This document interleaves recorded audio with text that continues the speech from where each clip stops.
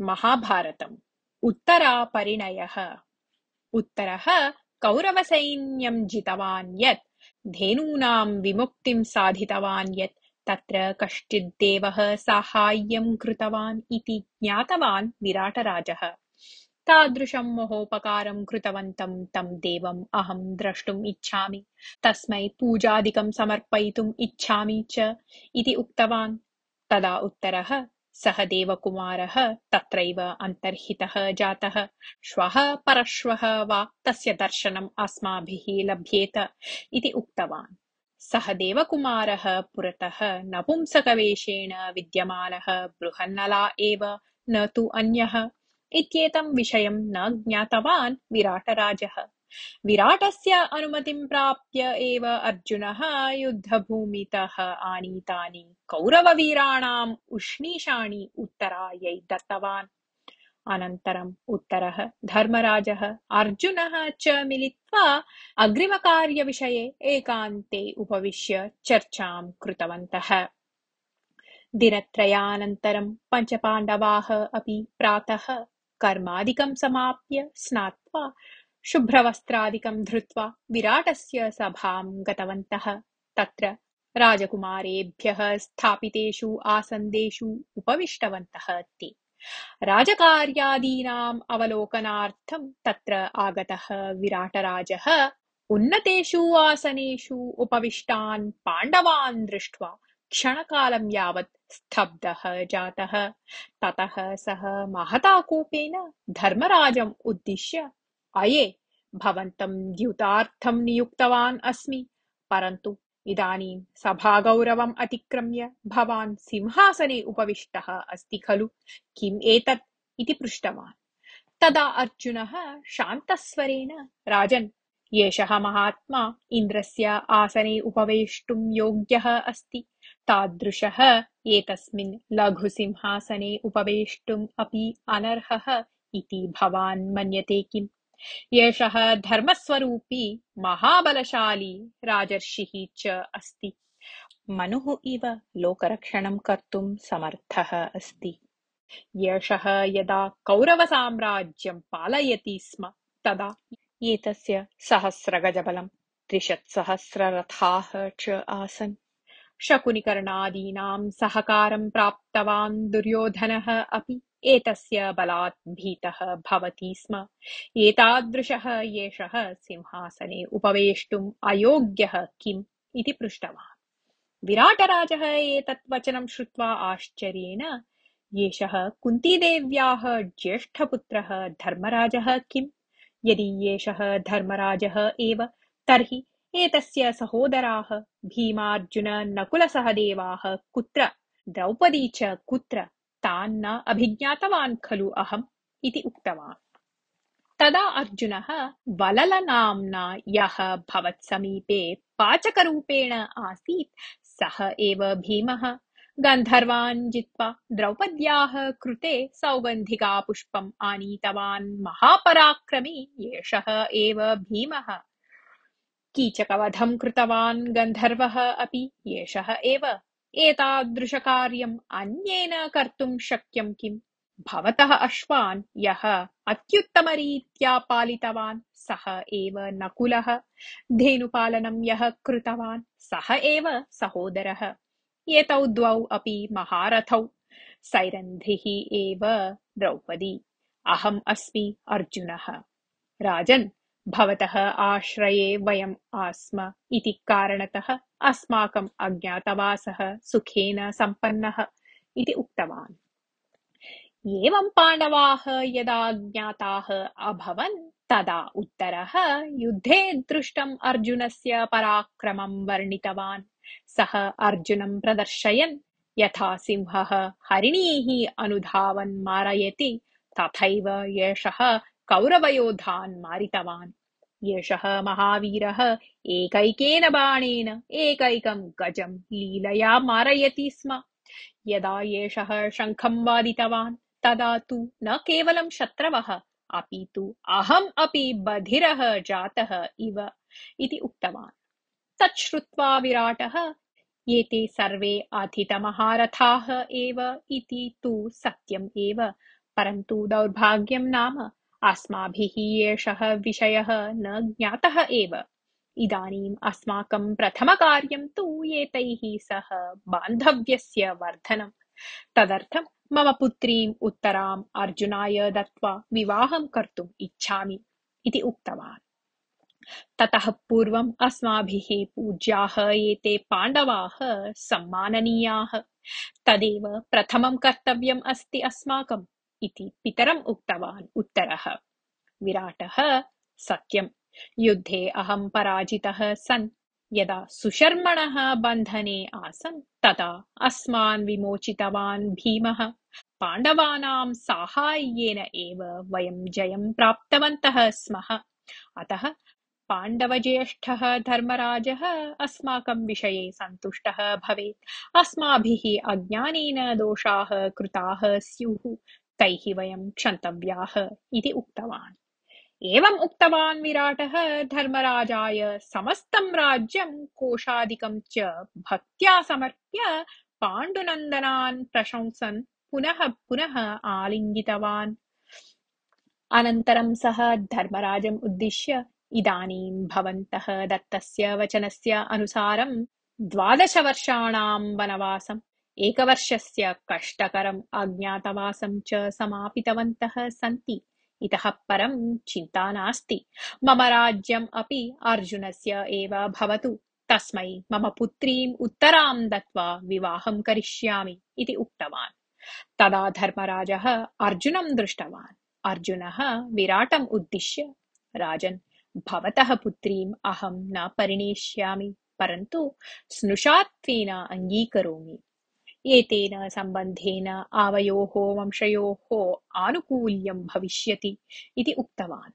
तत् श्रुत्वा विराटः अत्याश्चर्यं प्रकटयन् अर्जुनम् उद्दिश्य, मम पुत्रीं पत्नीरूपेण अङ्गीकर्तुं कः क्लेशः भवतः इति पृष्टवान्। राजन्, अहं तस्याः नृत्यगुरुः आसम्, अतः अहं तस्याः पितृतुल्यः।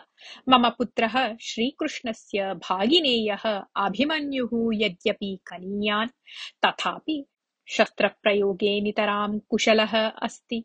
भवतः पुत्र्याः निमित्तम् अनुरूपः वरः अस्ति सः इति उक्तवान् अर्जुनः।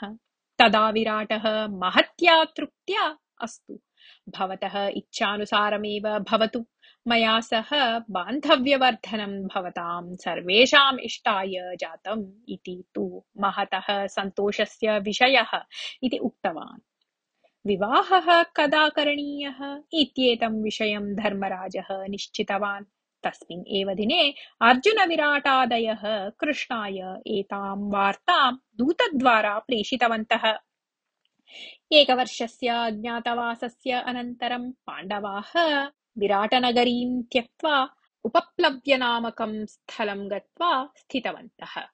पाण्डवानां हितैषिणः सैन्यसहितं तत्र समागतवन्तः। काशीराजः क्लैब्यः अपि अक्षौहिणीसैन्येन सह समागतः। द्रुपदः, द्रौपद्याः पुत्राः उपपाण्डवाः, शिखण्डी, दृष्टद्युम्नः च अक्षौहिणीसैन्येन सह आगताः। विराटः द्रुपदराजं स्वागतीकृत्य सत्कृतवान्। अनेके राजानः उपप्लव्यं समागताः। अभिमन्युम्, इन्द्रसेनानीन्, पाण्डवभृत्यान् च आत्मना सह नयन् श्रीकृष्णः प्रस्थितवान्। तेन सह बलरामः, कृपवर्मा, युयुधानः, सात्यकिः, अक्रूरः, साम्बादयः च आगतवन्तः। ततः सर्वे विराटराज्यं प्रति प्रस्थितवन्तः। यावत् ते विराटनगरीसमीपम् आगताः तावता विराटस्य प्रासादे शङ्खभेरी प्रभृतीनि मङ्गलवाद्यानि वादितानि। विराटः पाण्डवान् यथोचितं सत्कृतवान्। सुदेष्णा अन्याः अन्तःपुरस्त्रियः च आत्मानं सम्यक् अलङ्कृत्य सर्वेषां स्वागतं कृतवत्यः। वधूः इव सज्जीकृता उत्तरा सर्वैः दृष्टा। अभिमन्युः उत्तरायाः परिणयम् अङ्गीकृतवान्। अनन्तरम् अर्जुन धर्मराजयोः अङ्गीकारं प्राप्य एव विराटः कृष्णस्य साहाय्येन तयोः विवाहं सवैभवं कृतवान्। अभिमन्योः विवाहस्य अनन्तरदिने सर्वे पाण्डवाः अतिथिभिः सह विराटस्य सभाभवने सम्मिलिताः। सभामध्ये विराटः, द्रुपदः, केचन ज्येष्ठराजाः च उपविष्टवन्तः। वसुदेवः, सात्यकिः, बलरामः, श्रीकृष्णः, प्रद्युम्नः, साम्बः, अभिमन्युः, उपपाण्डवाः, पाण्डवाः, विराटस्य पुत्राः चापि सभायाम् उपस्थिताः आसन्। तदा कृष्णः सर्वान् उद्दिश्य उक्तवान्, भवन्तः सर्वे जानन्ति एव यत् द्यूते एतं धर्मराजं पराजित्य दुर्योधनः एतस्य राज्यम् अधर्मरीत्या स्ववशं कृतवान् अस्ति। स्वबलपराक्रमात् यद्यपि राज्यं पुनः प्राप्तुम् अशक्ष्यन्, तथापि पाण्डवाः स्ववचनानुसारं महाभयङ्करं वनवासं 12 वर्षाणि यावत् अनुभूतवन्तः। तस्य अपेक्षया कष्टकरम् अज्ञातवासम् अपि यशस्वितया समापितवन्तः ते। 1 वर्षं यावत् ते विराटस्य दासाः सन्तः कालं यापितवन्तः। अग्रिमभविष्यम् अपि भवन्तः एव निर्णयन्तु। सः निर्णयः धर्मराजेन दुर्योधनेन च अङ्गीकृतः भवेत्, कीर्तिसाधकं च भवेत्। न केवलं तावत्, सः निर्णयः धर्मसम्मतः चापि भवेत्। स्वर्गाधिपत्यम् अपि यदि अधर्मरीत्या लभ्येत तर्हि तत् न अङ्गीकरोति एषः धर्मराजः। धर्मरीत्या यदि लघुग्रामः दीयेत तर्हि तम् एव सन्तोषेण स्वीकुर्यात्। सः सर्वदा अपि धृतराष्ट्रपुत्राणां हितम् एव इच्छति। पाण्डवाः स्वशक्त्या जितानि राज्यानि एव इदानीं पृच्छन्तः सन्ति। उभयपक्षीयाः अपि सहोदरपुत्राः एव इति कारणतः सर्वेषां हितमार्गः एव चिन्तनीयः। इदानीम् अपि यदि दुर्योधनः वञ्चनां कर्तुं प्रयतते तर्हि तान् पाण्डवाः एकस्मिन् क्षणे एव संहरेयुः। दुर्योधनः एव पराक्रमी, पाण्डवाः बलहीनाः इति चिन्तनीयं नास्ति। दुर्योधनस्य अभिप्रायं वयं न जानीमः, तम् अज्ञात्वा निर्णयं स्वीकर्तुं न शक्नुमः। अतः दुर्योधनस्य उद्देश्यं ज्ञातुम् इतः कञ्चित् उत्तमं, समर्थं, जागरूकं दूतं प्रेषयामः चेत् वरं स्यात्। सः दूतः तत्र गत्वा योग्यरीत्या दुर्योधनाय सर्वं निवेद्य पाण्डवाः यथा अर्धराज्यं प्राप्तुं शक्नुयुः तथा कर्तुं समर्थः भवेत् इति। अनन्तरं बलरामः कृष्णस्य अभिप्रायं समर्थयन्, इतः यः दूतः गच्छति सः तत्र भीष्मं, धृतराष्ट्रं, द्रोणम्, अश्वत्थामानं, कृपं, शकुनिम्, अन्यकौरवप्रमुखान् च दृष्ट्वा यथा ते कुपिताः न भवेयुः तथा उत्तमवचनानि उक्त्वा कार्यं साधयेत्। वस्तुतः शकुनिना सह द्यूते भागः गृहीतः यत् तत् एव धर्मराजेन कृतः महान् दोषः। द्यूते शकुनेः समानः कोऽपि नास्ति। तस्यां सभायां धर्मराजः यदि अन्येन केनचित् सह अक्रीडिष्यत् तर्हि निश्चयेन जयं प्राप्तवान् अभविष्यत्। किन्तु धर्मराजः न केवलं द्यूतं कृतवान्, अपि तु आवेशेन सर्वस्वम् अपि पणीकृत्य पराजयं प्राप्तवान्। अत्र शकुनिना कृतः दोषः कोऽपि नास्ति। अतः दुर्योधनः यथा सन्तुष्टः भवेत् तथा व्यवहरेत्। इतः यः दूतः गच्छति सः इति उक्तवान्। बलरामस्य वचनानि श्रुत्वा सात्यकिः अत्यन्तं कुपितः जातः।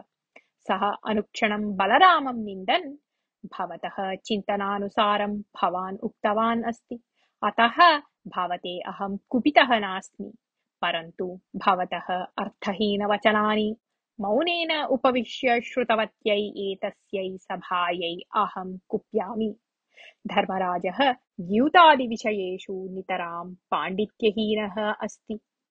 तादृशं तम् अनुरोधेन क्रीडयन्तः जयं प्राप्तवन्तः सन्ति ते किं एषः धर्मजयः? यदि ते धर्मराजस्य गृहम् आगत्य द्यूते विजयं प्राप्तवन्तः स्युः तर्हि सः धर्मविजयः अभविष्यत्। भवतु नाम पाण्डवाः इदानीं स्ववचनानुसारं वनवासम् अज्ञातवासं च समापितवन्तः सन्ति। इदानीं स्वराज्यं प्राप्तुं धर्मराजेन याचनीयं किमपि नास्ति खलु। एतेषां राज्यं कथञ्चित् स्वायत्तीकरणीयम् इति दुरुद्देशेन युक्ताः दुर्योधनादयः धर्ममार्गम् अनुसरन्ति इत्यत्र मम विश्वासः सर्वथा नास्ति। वयं सर्वे मिलित्वा तं मारयित्वा धर्मराजस्य पट्टाभिषेकं करवाम। धृतराष्ट्रस्य कृपया राज्यं प्राप्तव्यं नास्ति धर्मराजेन। तथापि धर्मराजस्य अभिप्रायम् अज्ञात्वा अस्माकम् अग्रे गमनं सर्वथा अशोभनं स्यात् इति उक्तवान्। अनन्तरं द्रुपदः स्यात्यकिना उक्तं समीचीनम् अस्ति। उत्तमवचनानां द्वारा दुर्योधनात् राज्यं प्राप्तुं न शक्यते इत्येव भासते ममापि। धृतराष्ट्रः स्वपुत्रान् निग्रहीतुं सर्वथा अशक्तः। भीष्मद्रोणौ तु ऋणबद्धौ सन्तौ अनन्यगतिकया दुर्योधनम् अनुसरतः। एतादृश्यां परिस्थितौ दूतस्य उत्तमवचनेन प्रयोजनं किमपि न भवेत् इति अहं चिन्तयामि। उत्तमवचनानि दुर्योधनस्य दृष्ट्या तु अस्माकम् अशक्ततायाः सूचकानि। तथापि अस्माकं प्रयत्नं वयं कुर्मः। स्वसैन्येन सह आगच्छन्तु इति शल्यः, दृष्टकेतुः, जयत्सेनः, कैकेयः च सूचनीयाः। दुर्योधनः अपि एतत् कार्यं करोति। यः प्रथमं साहाय्यं याचति तेन तत् लभ्यते इति कारणतः अनुक्षणं सैन्यसङ्ग्रहणकार्यम् आरम्भणीयम् अस्माभिः। एतद् बहु दायित्वयुक्तं कार्यम्। बहुभ्यः राजभ्यः एषा वार्ता प्रेषणीया अस्ति इति उक्त्वा स्वपुरोहितं दर्शयन्, एषः मम पुरोहितः, वयोवृद्धः, धर्मशाली, गुणवान् च अस्ति। एतं सर्वं विषयम् उक्त्वा धृतराष्ट्रस्य आस्थानं प्रति प्रेषयाम इति उक्तवान्। कृष्णः अन्ते सर्वान् उद्दिश्य वदन्, द्रुपदस्य वचनानुसारं यदि आचरामः तर्हि उत्तमं भविष्यति। तथा कार्यकरणे अपि राजनीतेः उपयोगः करणीयः। उभयपक्षीयाः अपि यदि सुखं प्राप्नुयुः तर्हि तस्मात् श्रेष्ठं किम् अन्यत् स्यात्। वयं सर्वे विवाहार्थम् आगताः जनाः। इदानीं वयं सर्वे प्रतिगन्तुम् अर्हामः। द्रुपदराजः वृद्धः अस्माकं गुरुसमानः च अस्ति। धृतराष्ट्रं प्रति प्रेषणीयं सन्देशं यदि सः एव नेष्यति तर्हि भीष्मद्रोणादयः अङ्गीकरिष्यन्ति। सः निर्णयः सर्वसम्मतः च भविष्यति। यदि दुर्योधनः सन्देशविषये अपेक्षां प्रदर्शयति तर्हि सर्वे अस्मद्हितकाङ्क्षिणः राजानः झटिति सूचनीयाः। तथैव अहम् अपि अविलम्बेन सूचनीयः इति उक्तवान्। एवम् उक्त्वा यदा कृष्णः प्रतिगन्तुम् उद्युक्तः तदा विराटः तस्मै यथेष्टं धनकनकवस्तुवाहनानि दत्त्वा